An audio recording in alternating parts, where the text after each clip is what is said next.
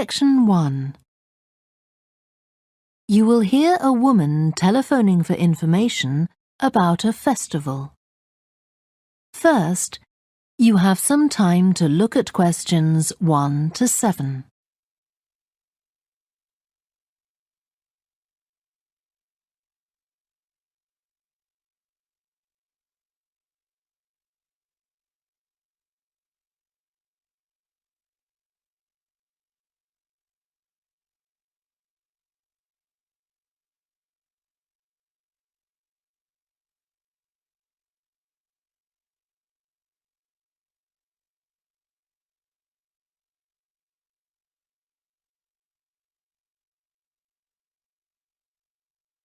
You will see that there is an example that has been done for you. On this occasion only, the conversation relating to this will be played first. Good morning, Stretton Festival box office. How can I help you? Oh, hello. My family and I are on holiday in the area and we've seen some posters about the festival this week. Could you tell me about some of the events, please? Of course. First of all, are there still tickets available for the jazz band on Saturday? There are, but only £15. The £12 seats have all been sold. The man says that tickets are available for £15, so 15 has been written in the space. Now we shall begin. You should answer the questions as you listen because you will not hear the recording a second time. Listen carefully and answer questions 1 to 7.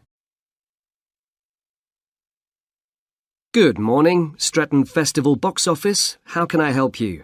Oh, hello.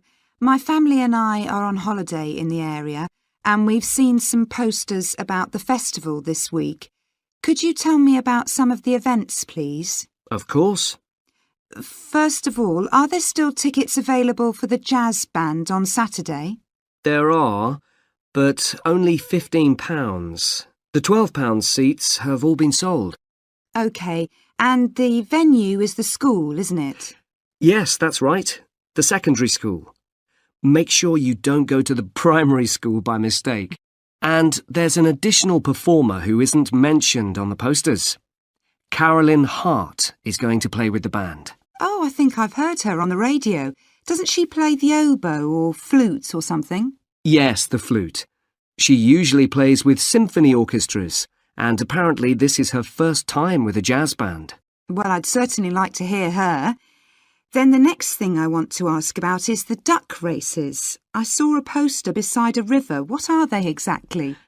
Well, you buy a yellow plastic duck, or as many as you like. They're £1 each. And you write your name on each one. There'll be several races, depending on the number of ducks taking part. And John Stevens, a champion swimmer who lives locally, is going to start the races. All the ducks will be launched into the river at the back of the cinema. Then they'll float along the river for 500 metres, as far as the railway bridge. And are there any prizes? Yes. The first duck in each race to arrive at the finishing line wins its owner free tickets for the concert on the last night of the festival. You said you can buy a duck. I'm sure my children will both want one. They're on sale at a stall in the market. You can't miss it. It's got an enormous sign showing a couple of ducks. OK, I'll go there this afternoon. I remember walking past there yesterday. Now, could you tell me something about the flower show, please? Well, admission is free and the show is being held in Bythwaite Hall. Sorry, how do you spell that? B-Y-T-H-W-A-I-T-E.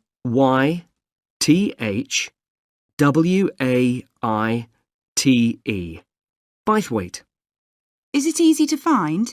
I'm not very familiar with the town yet. Oh, you won't have any problem. It's right in the centre of Stretton. It's the only old building in the town, so it's easy to recognise. I know it. I presume it's open all day. Yes, but if you'd like to see the prizes being awarded for the best flowers, you'll need to be there at 5 o'clock. The prizes are being given by a famous actor, Kevin Shapless. He lives nearby and gets involved in a lot of community events. Gosh, I've seen him on TV. I'll definitely go to the prize giving. Right.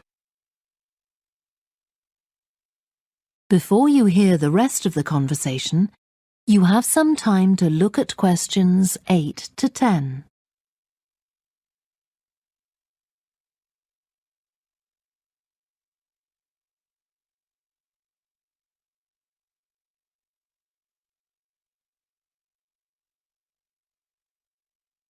Now listen and answer questions 8 to 10. I've seen a list of plays that are being performed this week, and I'd like to know which are suitable for my children and which ones my husband and I might go to. How old are your children? 5 and 7. What about The Mystery of Muldoon? That's aimed at 5 to 10-year-olds. So if I take my children, I can expect them to enjoy it more than I do? I think so. If you'd like something for yourself and your husband and leave your children with a babysitter, you might like to see Fire and Flood. It's about events that really happened in Stretton 200 years ago, and children might find it rather frightening. Oh, thanks for the warning. And finally, what about Silly Sailor? That's a comedy, and it's for young and old. In fact, it won an award in the Stretton Drama Festival a couple of months ago. OK. Well, goodbye and thanks for all the information. I'm looking forward to the festival. Goodbye. That is the end of section 1. You now have half a minute to check your answers.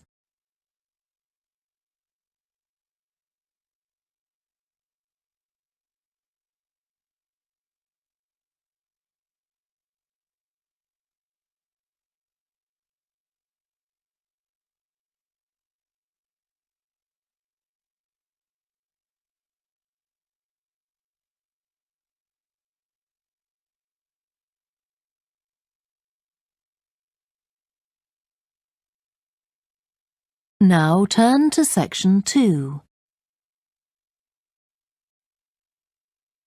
Section 2. You will hear a guide at an art museum talking to a group of visitors.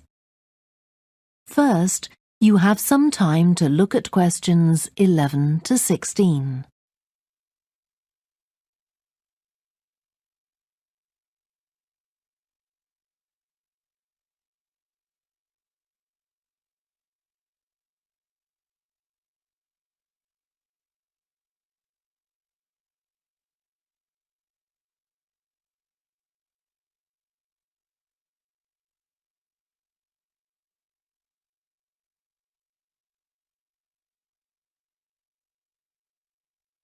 Now listen carefully and answer questions 11 to 16. Good morning and welcome to the museum, one with a remarkable range of exhibits which I'm sure you'll enjoy. My name's Greg and I'll tell you about the various collections as we go around. But before we go, let me just give you a taste of what we have here. Well, for one thing, we have a fine collection of 20th and 21st century paintings, many by very well-known artists. I'm sure you'll recognize several of the paintings.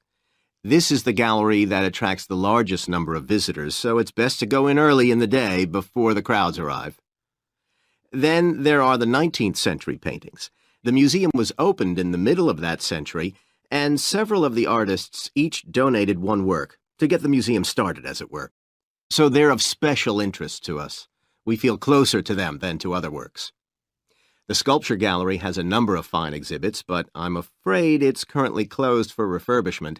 You'll need to come back next year to see it properly, but a number of the sculptures have been moved to other parts of the museum. Around the World is a temporary exhibition. You've probably seen something about it on TV or in the newspapers. It's created a great deal of interest because it presents objects from every continent and many countries and provides information about their social context, why they were made, who for, and so on. Then there's the collection of coins. This is what you might call a focused specialist collection because all the coins come from this country and were produced between 2,000 and 1,000 years ago. And many of them were discovered by ordinary people digging their gardens and donated to the museum. All our porcelain and glass was left to the museum by its founder when he died in 1878, and in the terms of his will, we're not allowed to add anything to that collection. He believed it was perfect in itself, and we don't see any reason to disagree. Before you hear the rest of the talk, you have some time to look at questions 17 to 20.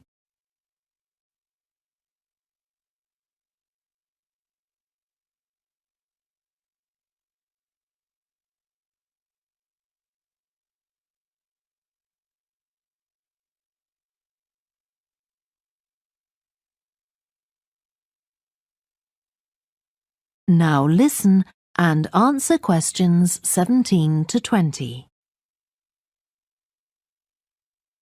Okay, that was something about the collections, and now here's some more practical information, in case you need it.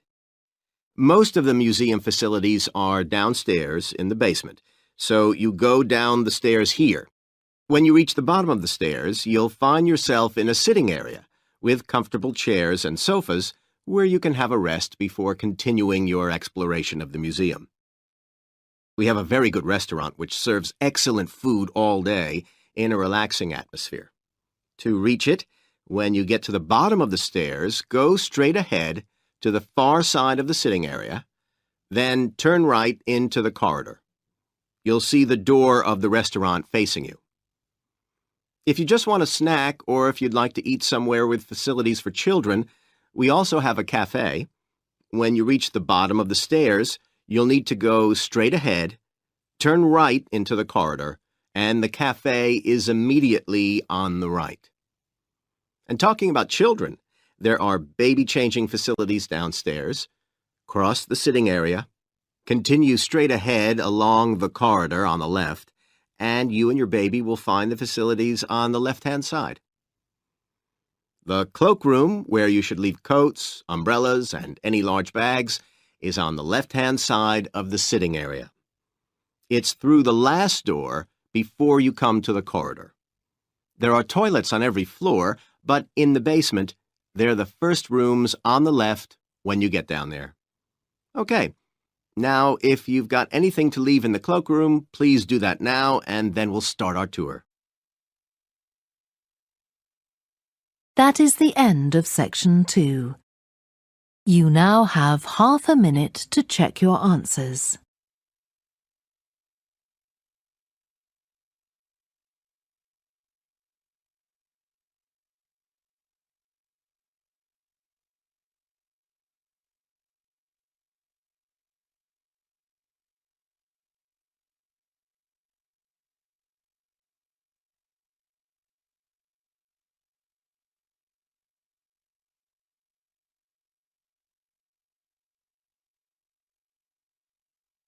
Now turn to section 3. Section 3. You will hear a student called Joanna talking to her new supervisor about some research she has done on psychology and music.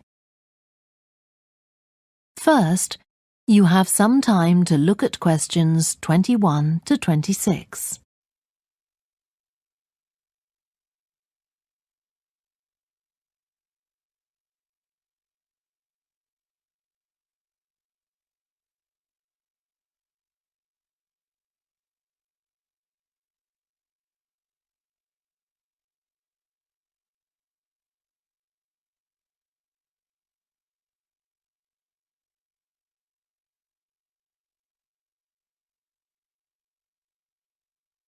Now listen carefully and answer questions 21 to 26. Hi, Joanna. Good to meet you. Now, before we discuss your new research project, I'd like to hear something about the psychology study you did last year for your master's degree. So, how did you choose your subjects for that? Well, I had 6 subjects, all professional musicians and all female. 3 were violinists, and there was also a cello player and a pianist and a flute player. They were all very highly regarded in the music world, and they'd done quite extensive tours in different continents, and quite a few had won prizes and competitions as well. And they were quite young, weren't they? Yes, between 25 and 29. The mean was 27.8. I wasn't specifically looking for artists who'd produced recordings, but this is something that's just taken for granted these days, and they all had. Right. Now, you collected your data through telephone interviews, didn't you? Yes. I realised if I was going to interview leading musicians, it'd only be possible over the phone because they're so busy. I recorded them using a telephone recording adapter. I'd been worried about the quality, but it worked out all right. I managed at least a 30-minute interview with each subject, sometimes longer. Did doing it on the phone make it more stressful? I'd thought it might. It was all quite informal though, and in fact they seemed very keen to talk. And I don't think using the phone meant I got less rich data. Rather the opposite, in fact. Interesting. And you were looking at how performers dress for concert performances? That's right. My research investigated the way players see their role as a musician and how this is linked to the type of clothing they decide to wear. But that focus didn't emerge immediately.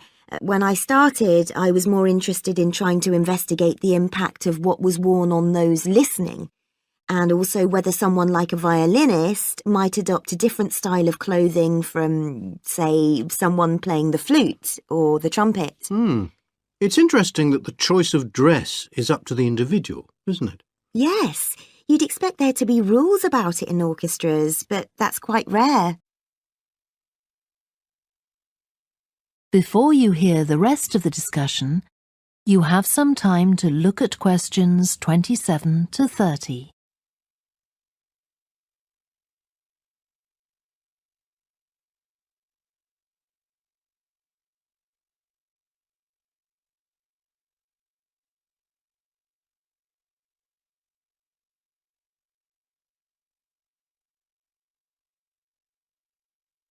Now listen and answer questions 27 to 30. You only had women performers in your study. Was that because male musicians are less worried about fashion? I think a lot of the men are very much influenced by fashion, but in social terms, the choices they have are more limited. They'd really upset audiences if they strayed away from quite narrow boundaries. Now, popular music has quite different expectations. Did you read Mike Frost's article about the dress of women performers in popular music? No. Well, he points out that a lot of female singers and musicians in popular music tend to dress down in performances and wear less feminine clothes, like jeans instead of skirts. And he suggests this is because otherwise they'd just be discounted as trivial. But you could argue they're just wearing what's practical. I mean, a pop music concert is usually a pretty energetic affair. Yes, he doesn't make that point, but I think you're probably right. I was interested by the effect of the audience at a musical performance when it came to the choice of dress. The subjects I interviewed felt this was really important. It's all to do with what we understand by performance as a public event. They believed the audience had certain expectations, and it was up to them as performers to fulfil these expectations, to show a kind of esteem. They weren't afraid of looking as if they'd made an effort to look good. I think in the past, the audience would have had those expectations of one another too, but that's not really the case now. Not in the UK, anyway. No. And I also got interested in what sports scientists are doing too, with regard to clothing. Musicians are quite vulnerable physically, aren't they? Because the movements they carry out are very intensive and repetitive. So I'd imagine some features of sports clothing could safeguard the players from the potentially dangerous effects of this sort of thing. Yes, but musicians don't really consider it. They avoid clothing that obviously restricts their movements, but that's as far as they go. Anyway, coming back to your own research, do you have any idea where you're going from here? I was thinking of doing a study using an audience, including... That is the end of section 3. You now have half a minute to check your answers.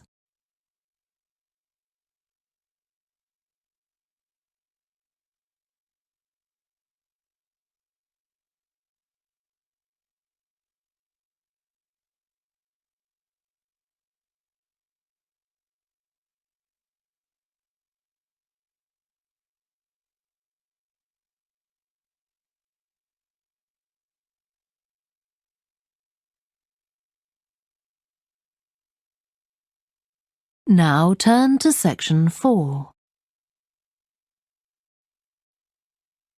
Section 4. You will hear part of a lecture about a way of reducing the amount of carbon dioxide in the atmosphere. First, you have some time to look at questions 31 to 40.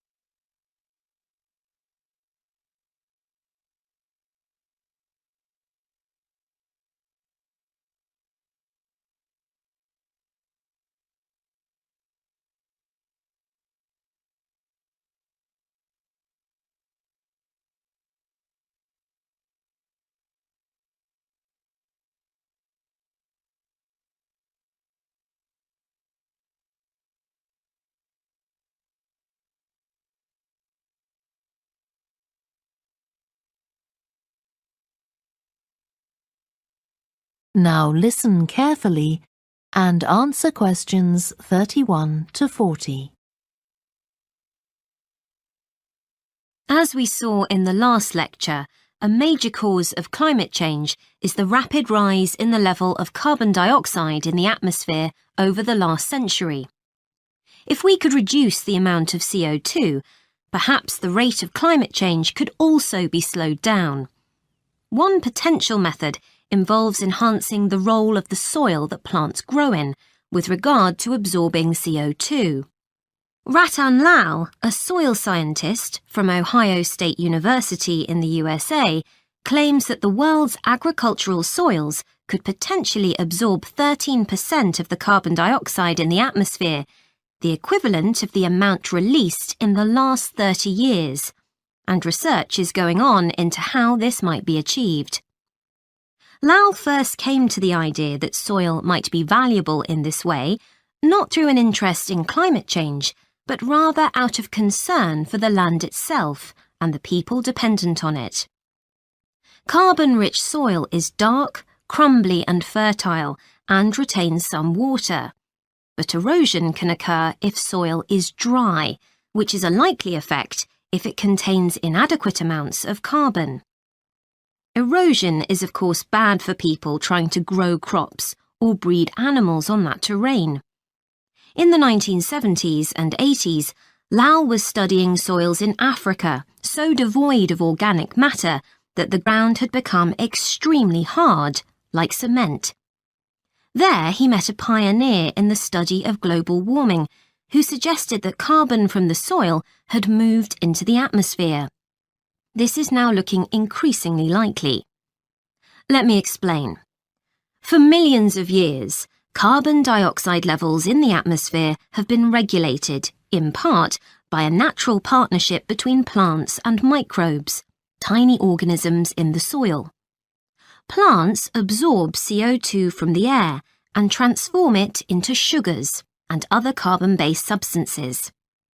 While a proportion of these carbon products remain in the plant, some transfer from the roots to fungi and soil microbes, which store the carbon in the soil. The invention of agriculture some 10,000 years ago disrupted these ancient soil-building processes and led to the loss of carbon from the soil. When humans started draining the natural topsoil and ploughing it up for planting, they exposed the buried carbon to oxygen. This created carbon dioxide and released it into the air. And in some places, grazing by domesticated animals has removed all vegetation, releasing carbon into the air. Tons of carbon have been stripped from the world's soils, where it's needed, and pumped into the atmosphere. So, what can be done? Researchers are now coming up with evidence that even modest changes to farming can significantly help to reduce the amount of carbon in the atmosphere. Some growers have already started using an approach known as regenerative agriculture. This aims to boost the fertility of soil and keep it moist through established practices. These include keeping fields planted all year round and increasing the variety of plants being grown. Strategies like these can significantly increase the amount of carbon stored in the soil, so agricultural researchers are now building a case for their use in combating climate change.